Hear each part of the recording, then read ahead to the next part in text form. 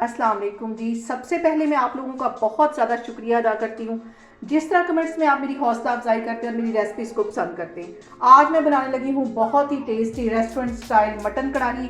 बहुत इजी तरीके के साथ इसकी रेसिपी आपके साथ शेयर करूँगी, तो चलें इसे बनाना स्टार्ट करते हैं। मटन कढ़ाई बनाने के लिए सबसे पहले मैं एक कढ़ाई के अंदर 1 किलो के जितना मटन डाल दूँगी और इसके साथ ही 2 छोटे साइज़ के तकरीबन इस साइज़ के प्याज होंगे, छोटे छोटे 2 प्याज ये मैंने रफली से काट दिए थे, ये इसमें चले जाएंगे। और 3 टमाटर हैं, दरमियान में से मैंने 2 हिस्से इनके कर लिए, ये इसमें चले जाएंगे।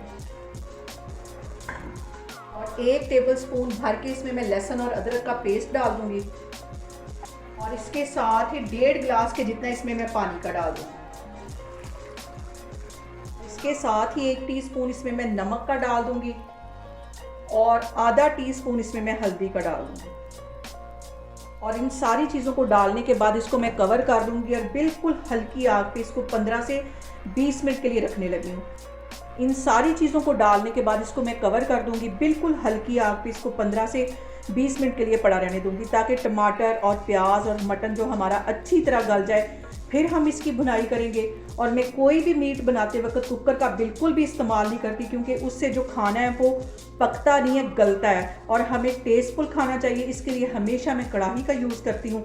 ये एक बहुत अहम टिप है आपके मज़ेदार खाना बनने में। और यहाँ पे मैं आपको साबुत मसाले दिखाना भूल गई, वो अब मैं आपके सामने डालती हूँ। और यहाँ पे मैंने ले ली हैं 2 सब्ज़ इलायचियाँ, ये इसमें चली जाएंगी और 2 बड़ी इलायचियाँ चली जाएंगी और छोटे छोटे 3-4 ये दालचीनी के टुकड़े ये इसमें चले जाएंगे। इन सारी चीज़ों को अच्छी तरह मिक्स कर लेना है और अब इसको मैं कवर करके तकरीबन 15 से 20 मिनट के लिए हल्की आग पे रखने लगी।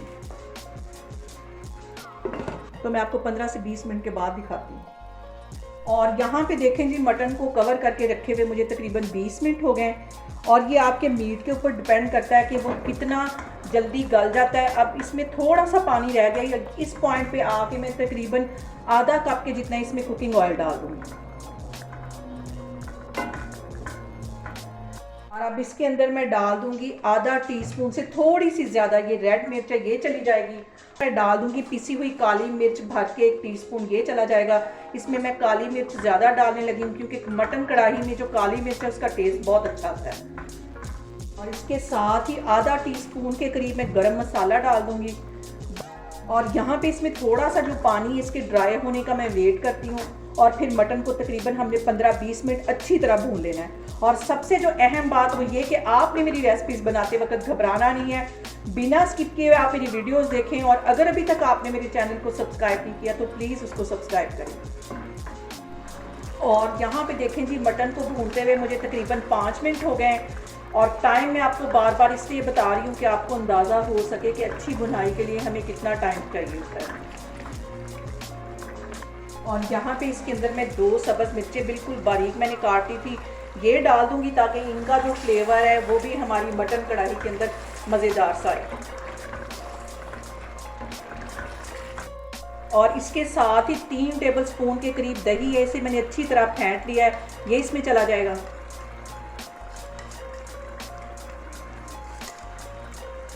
इसको मिक्स कर लेना है अच्छी तरह। और किसी भी कढ़ाई की जो जान होती है वो कसूरी मेथी होती है।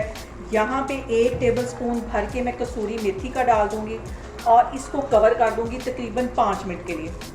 तो फिर मैं आपको 5 मिनट के बाद दिखाती हूँ। यहाँ पे देखें जी, मटन कढ़ाई को कवर करके रखे हुए मुझे तकरीबन 5 से 6 मिनट हो गए और यहाँ पे मटन कढ़ाई हमारी तैयार है। इसके अंदर अब मैं डालती हूँ सब्ज़ मिर्चें और सब्ज़ धनिया। और अब इसके अंदर 1 टेबलस्पून के करीब मैं सब्ज़ धनिया डाल दूँगी और थोड़ा सा ये अदरक है बिल्कुल बारीक मैंने काटा हुआ, ये इसके अंदर डाल दूँगी और बाकी का मैं गार्निश में डालूँगी। यहाँ पे मैं चूल्हा बंद करने लगी तो मैं आपको डिश आउट करके दिखाती हूँ।